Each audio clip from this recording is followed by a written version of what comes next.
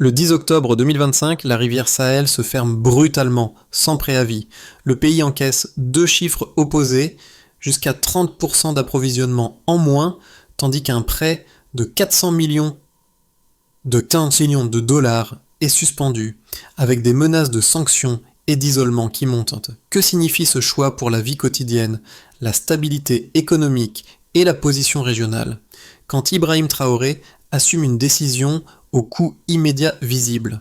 Un test de souveraineté coûteux maintenant, peut-être décisif ensuite, dont les effets se mesurent déjà en file d'attente, en tension sociale et en arbitrage imposé à toute une société. Le récit avance sans surinterprétation, en restant collé aux éléments disponibles et à leur enchaînement. Le spectateur gagne une compréhension concrète, étape par étape, sans slogan. L'enjeu n'est pas seulement une fermeture administrative, c'est une rupture hydrique qui se répercute sur les fils, les coupures, les prix et la pression sanitaire évoquée, tout en ouvrant un front diplomatique. À l'intérieur, la question devient logistique. Distribuer, sécuriser, réparer, tenir malgré la raréfaction et les tensions sociales mentionnées. À l'extérieur, le ton se durcit. Suspension d'un prêt de 400 millions de dollars, menace de sanctions, retrait d'activité et un climat d'isolement décrit comme croissant.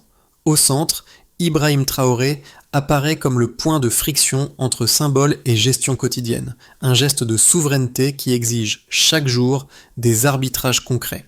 Et si le coût immédiat n'était pas l'histoire principale, mais le prix d'un levier régional encore incertain. 2 mois après la fermeture, un fait domine déjà les bilans. Dans certaines zones, l'approvisionnement en eau chute jusqu'à 30%, tandis qu'un prêt de 400 millions de dollars est suspendu. Ces deux chiffres ne décrivent pas un choc isolé, mais un basculement simultané entre pénurie matérielle et pression financière, qui structure toute la séquence ouverte le 10 octobre 2025. Avant cette date, l'eau circulait sous une gestion décrite comme durable et externalisée. Après, la fermeture de la rivière Sahel déclenche une crise en cascade. Les premiers signaux remontent rapidement. Pénurie signalée à Ouagadougou, fil au point de distribution, coupure évoquée et une inquiétude sanitaire qui s'installe quand l'eau manque, là où elle soutient tout le reste. La rupture n'est pas abstraite. Elle s'inscrit dans des gestes quotidiens qui changent, stocker, rationner, attendre. Dans le même temps, l'appareil administratif et technique entre en alerte. Des audits d'infrastructures hydrauliques sont mentionnés, ainsi que la sécurisation des stations de contrôle, des vannes et des barrages. Des équipes d'ingénieurs escortées par l'armée sont déployées pour maintenir un minimum de continuité. L'objectif affiché est une gestion autonome, sans intervention étrangère, mais l'exécution se heurte à une réalité simple.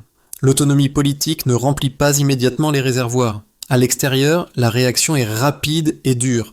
Les déclarations de mécontentement se multiplient. Le Fonds monétaire international suspend un financement de 400 millions de dollars et le récit évoque des menaces de sanctions et un retrait d'activité par des entreprises étrangères. Le symbole d'une ressource vitale soustraite à des intérêts extérieurs pèse autant que ses effets techniques. Dans cette configuration, Ibrahim Traoré apparaît comme le point d'équilibre d'une tension centrale. La décision concentre le pouvoir, mais elle expose aussi chaque fragilité du système. La question qui s'ouvre alors est simple et lourde. Combien de temps une société peut-elle tenir sur l'improvisation avant que l'adaptation ne devienne une organisation durable? À Ouagadougou, le premier repère n'est pas un discours, mais une routine brisée. Les matinées commencent par des sauts alignés, des déplacements répétés vers un point de distribution, puis une attente qui s'allonge. Les pénuries d'eau signalées transforment l'espace urbain en lieu de calcul permanent. Qui passe d'abord? Combien emporter?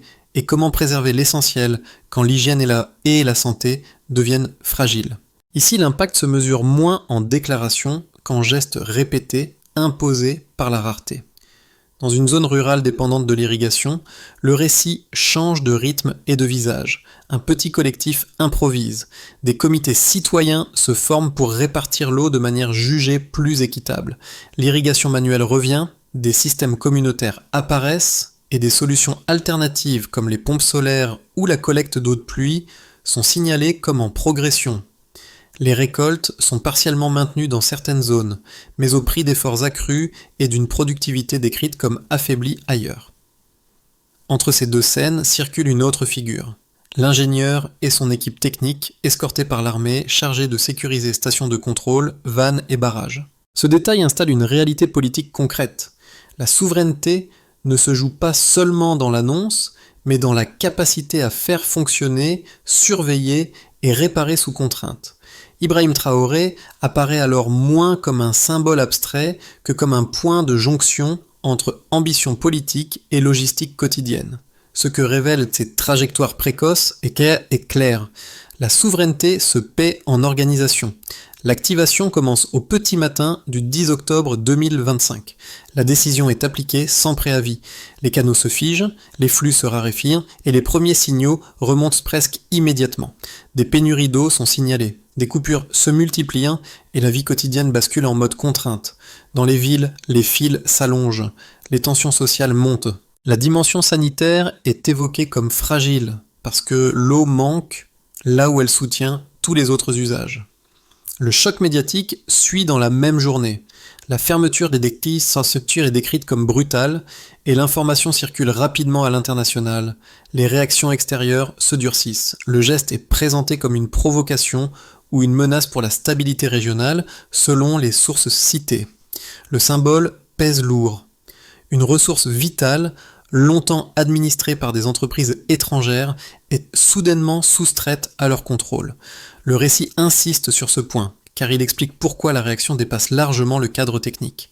La riposte économique arrive ensuite, en chaîne.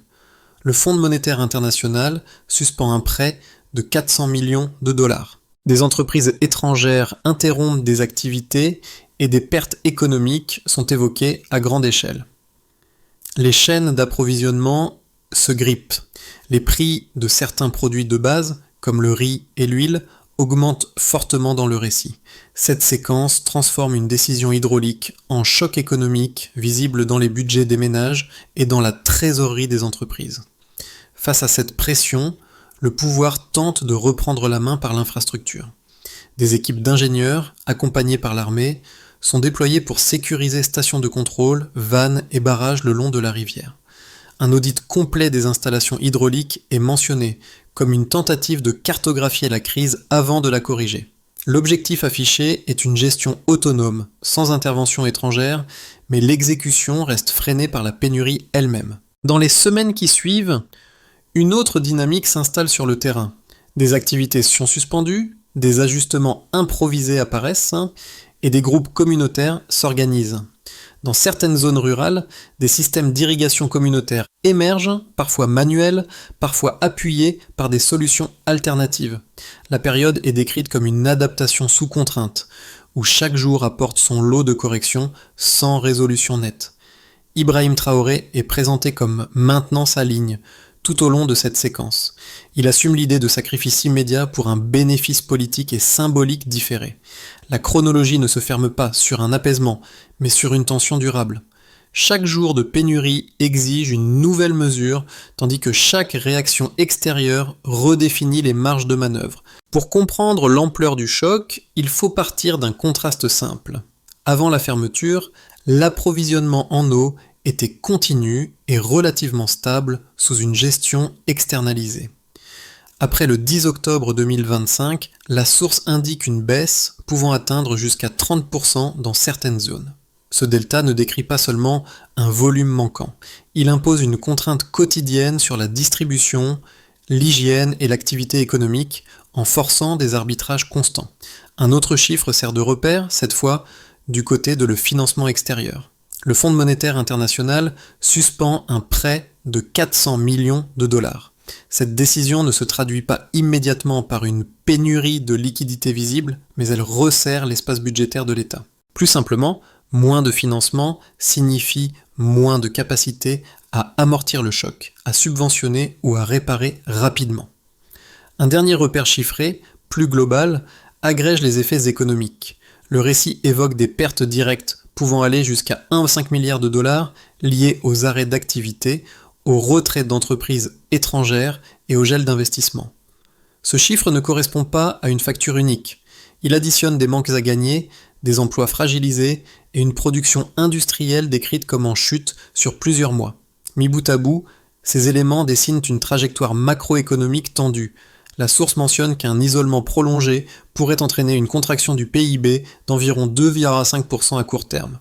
Pour l'État, cela signifie moins de recettes alors que les besoins augmentent. Pour les ménages et les entreprises, cela se traduit par une pression sur les prix, l'emploi et la continuité des services. Dans cette lecture, Ibrahim Traoré apparaît comme assumant un arbitrage chiffrable, accepter une perte mesurable aujourd'hui pour tenter de transformer demain la structure du contrôle et de la dépendance.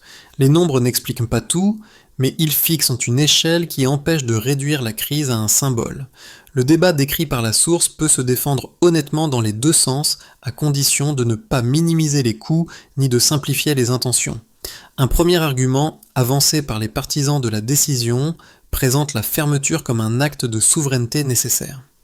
Dans cette lecture, le cœur du problème n'est pas seulement l'eau, mais le pouvoir de décision sur une ressource vitale longtemps administrée par des intérêts étrangers. Reprendre la main change la position du pays dans toute négociation future. La crise force aussi une transformation interne. Audit des infrastructures, sécurisation des stations, des vannes et des barrages, montée en compétences techniques et diffusion de solutions alternatives comme les pompes solaires ou la collecte d'eau de pluie. Les difficultés immédiates seraient alors un prix assumé pour réduire une dépendance structurelle. Un second argument, formulé par les critiques, insiste sur le risque élevé de la rupture.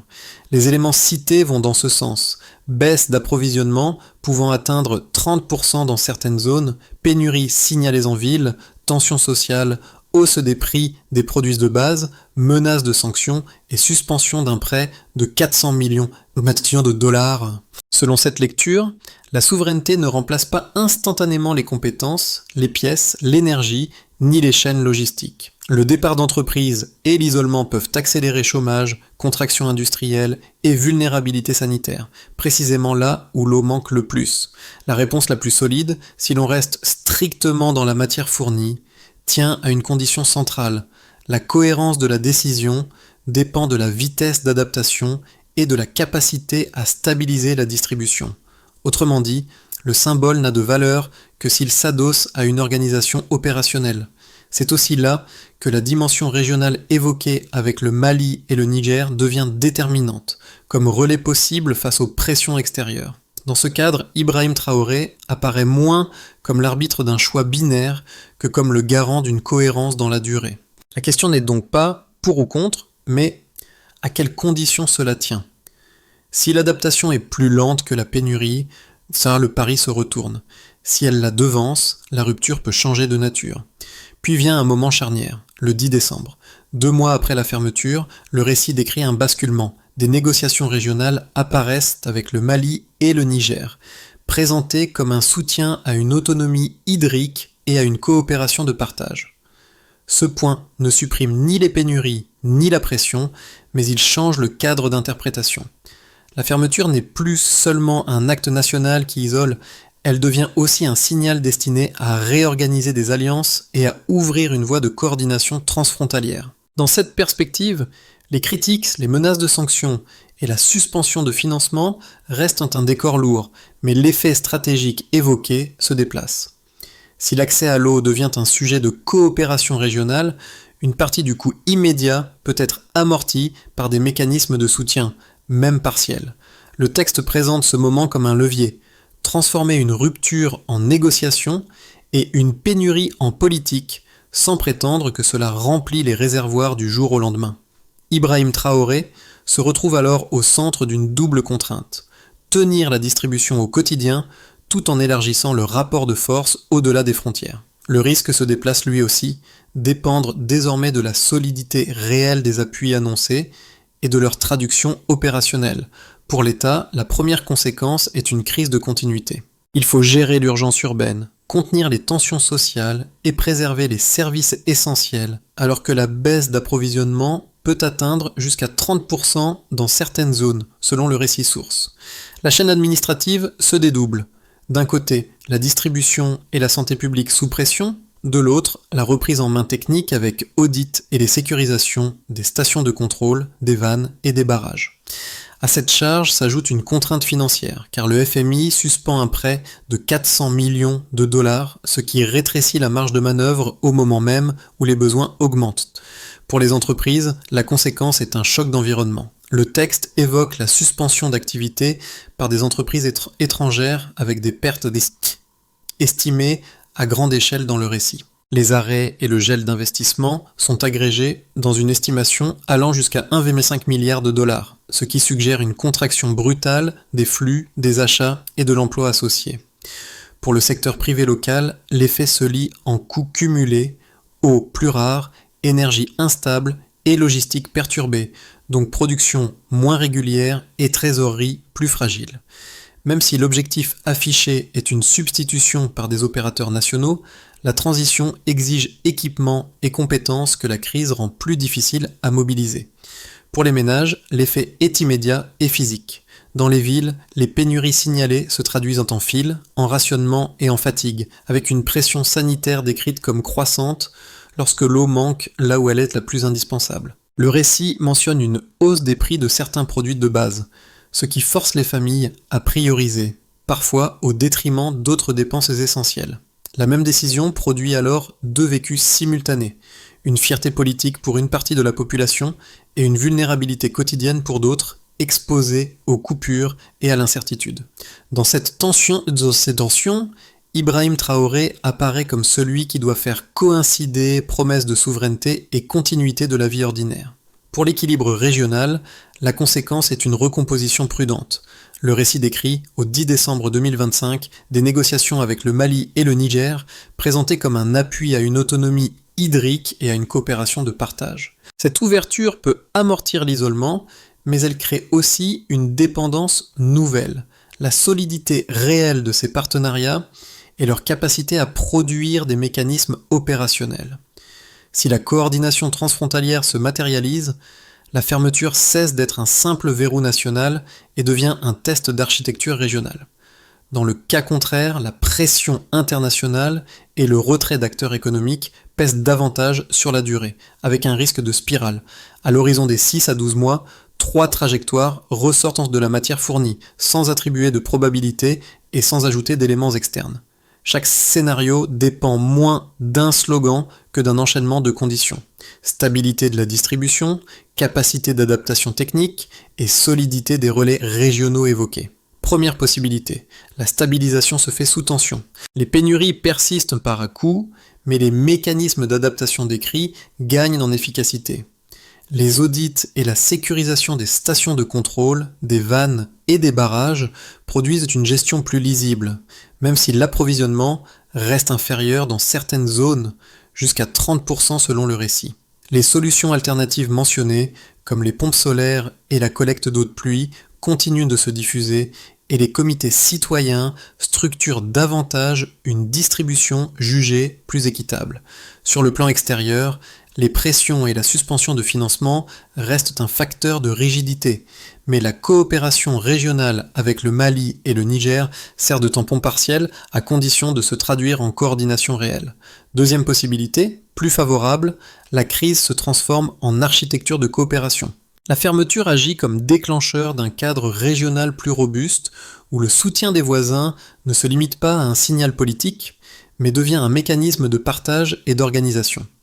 La souveraineté s'exprime alors moins par l'isolement que par la capacité à définir des règles de gestion et à stabiliser des flux en réduisant la dépendance décrite à l'égard d'opérateurs étrangers. Dans cette trajectoire, l'effet majeur n'est pas la disparition des difficultés, mais leur conversion en méthode, distribution plus prévisible, adaptation technique plus rapide et apaisement relatif des tensions sociales parce que l'incertitude recule. Troisième possibilité, plus sombre, la pénurie et l'isolement se renforcent mutuellement. Les retraits d'activité et les menaces de sanctions pèsent davantage, le prêt de 400 millions de dollars reste suspendu et les pertes économiques évoquées s'étirent. Les villes subissent plus de tensions sociales et sanitaires et la contraction industrielle décrite devient plus durable. Si en plus les appuis régionaux s'affaiblissent ou reste symbolique, la fermeture se transforme en verrou, et le coût social domine la promesse politique, quel que soit le récit porté au sommet de l'État. Une manière utile de raisonner consiste à se dire, si la distribution se stabilise et que les relais régionaux se matérialisent, alors la souveraineté revendiquée peut prendre une forme opérationnelle. Si la pénurie s'étend et que l'isolement se durcit, alors le choc économique et sanitaire l'emporte sur le symbole, y compris pour Ibrahim Traoré. La question décisive devient donc celle des conditions, lesquelles semblent les plus fragiles et lesquelles paraissent les plus actionnables dans ce récit. Ce récit ne concerne pas seulement des institutions ou des équilibres géopolitiques, il s'invite dans la vie de ceux qui le regardent. Quand l'approvisionnement en eau baisse fortement dans certaines zones, la pénurie cesse d'être un concept lointain. Elle devient une contrainte qui oblige chacun à réorganiser son temps, ses priorités et ses attentes. Dans une ville où des pénuries sont signalées, l'eau n'est plus un décor invisible. Elle structure la journée, impose des fils, transforme l'hygiène en calcul et la santé en vigilance constante. Pour un agriculteur, l'impact est encore plus direct. Le calendrier agricole se dérègle quand l'irrigation devient incertaine. Les solutions évoquées dans la source, irrigation manuelle, système communautaire, pompes solaires ou collecte d'eau de pluie, demandent un effort supplémentaire et un apprentissage rapide. La résilience n'est pas abstraite, elle se mesure en heures de travail ajoutées, en entraide sollicitée et en récolte partiellement sauvée. La productivité est décrite comme affaiblie dans certains passages, mais le maintien partiel des cultures montre aussi une capacité d'adaptation qui a un coût humain réel. Pour un petit entrepreneur, la contrainte prend la forme de l'incertitude. Eau, énergie, logistique et demande deviennent variables. Même si l'objectif affiché est une reprise en main nationale, la transition peut d'abord resserrer la trésorerie et fragiliser l'emploi. Les pertes économiques et la suspension de financement évoquées et effectivement évoquées ne sont pas des chiffres abstraits. Elles se traduisent en décisions quotidiennes, reporter un investissement, réduire une activité ou renoncer à embaucher. Deux gestes simples émergent de la matière fournie. Le premier est l'organisation locale, pour rendre la distribution plus équitable et plus prévisible. Le second est la demande de transparence, parce qu'une pénurie sans confiance devient rapidement un conflit. Pour le spectateur, l'idée praticable est là. Face à une crise de ressources, l'unité n'est pas un slogan, mais une méthode collective qui se construit dans la durée. La source décrit une sortie de crise qui ne tient pas en une annonce, mais en une série de gestes concrets ordonnés dans le temps. D'abord, immédiatement, sécuriser l'existant. Il s'agit de protéger les infrastructures critiques, stations de contrôle, vannes et barrages, et d'assurer leur fonctionnement minimal sous contrainte. Des équipes d'ingénieurs, accompagnées par l'armée, sont mentionnées comme déjà mobilisées. Pour suivre les faits réels, on peut regarder continuité de service, baisse des coupures répétées et réduction des points de rupture. Ensuite, dans les semaines suivantes, auditer et prioriser. Un audit complet des infrastructures hydrauliques est cité pour mesurer l'impact réel de la fermeture et hiérarchiser les réparations. Ici, l'enjeu n'est pas la perfection, mais la lisibilité. On peut suivre cela par la cartographie des risques, les délais de remise en service et l'avancement des travaux sur les segments les plus fragiles. Puis, dans les mois qui suivent, déployer des alternatives. Le texte mentionne la diffusion de pompes solaires, la collecte d'eau de pluie et des systèmes communautaires d'irrigation. L'objectif est d'augmenter la capacité locale sans dépendre d'opérateurs étrangers. On peut le mesurer par le taux d'adoption, la couverture des zones rurales et l'atténuation observable des pénuries signalées. En parallèle, il faut aussi penser à l'amortissement économique. La source évoque des dispositifs d'urgence et des soutiens ciblés pour producteurs agricoles et petites entreprises afin de limiter l'effet de choc. On peut l'observer par le maintien des activités, la production minimale et l'accès aux biens essentiels. Enfin, sur un horizon de 6 à 12 mois, l'enjeu est de verrouiller la coopération régionale. Les négociations avec le Mali et le Niger sont présentées comme un levier de partage et de coordination. Leur efficacité se mesure par des accords opérationnels et la régularité des échanges. Ibrahim Traoré apparaît comme le garant politique de cette cohérence, à condition que la transparence et la formation d'expertise locale accompagnent chaque étape. On revient à l'image la plus simple, celle qui traverse tout le récit sans bruit. Des sauts alignés, une file qui avance lentement et des gestes répétés jusqu'à devenir une routine. Au début, ce détail semblait n'être qu'un sans n'être qu'un symptôme parmi d'autres. À présent, il fonctionne comme un rappel constant. Une société apprend à compter autrement, non plus seulement en argent, mais en litres, en heures et en confiance partagée. La source insiste sur une fierté collective qui émerge malgré les coupures, la hausse des prix et la dureté du quotidien. Elle raconte des comités citoyens, des systèmes d'irrigation improvisés, des pompes solaires installées et des solutions qui circulent de quartier en quartier. Rien de tout cela n'efface la pression internationale, ni la suspension de financement, ni les pertes économiques évoquées. Mais ces gestes construisent une continuité, celle de tenir quand l'environnement extérieur exige un recul immédiat. Ibrahim Traoré apparaît alors moins comme une figure figée que comme un point de tension vivant. Il doit maintenir une ligne politique tout en rendant la logistique possible, jour après jour. La souveraineté ne se résume plus à un geste spectaculaire, elle devient une discipline collective, exigeante et imparfaite. La phrase qui reste, courte et ferme, est celle-ci. La souveraineté demande une gestion, pas seulement un geste. À ce stade, la fermeture de la rivière Sahel n'est plus seulement un épisode politique. Elle devient un symbole social, parce qu'elle oblige à relier trois niveaux qui se heurtent, qu'aimentent rarement aussi frontalement. La dignité nationale, la vie quotidienne et la coopération régionale. Le récit montre qu'aucun de ces niveaux ne suffit seul. La fierté collective ne remplit pas un réservoir, mais sans fierté, l'effort commun se fragmente. Ce que cette histoire propose aux spectateurs n'est pas un verdict, mais une grille de lecture. Elle invite à observer ce qui fait réellement basculer une crise de ressources. La capacité technique à stabiliser la distribution, la solidité des alliances régionales ou le poids des pressions économiques extérieures. Chacun de ces leviers agit différemment selon le temps et aucun ne fonctionne sans les autres. Ibrahim Traoré est placé au centre de cette équation, non comme une réponse définitive, mais comme un révélateur. Son choix oblige à regarder les coûts, les adaptations et les compromis sans raccourci. La question qui reste ouverte n'est donc pas de savoir qui a raison, mais ce qui, concrètement, tient dans la durée. Selon vous, dans cette situation, quelle priorité devrait passer en premier pour réduire la pénurie sans perdre le contrôle, renforcer la capacité technique, consolider les alliances régionales ou desserrer l'étau économique extérieur ?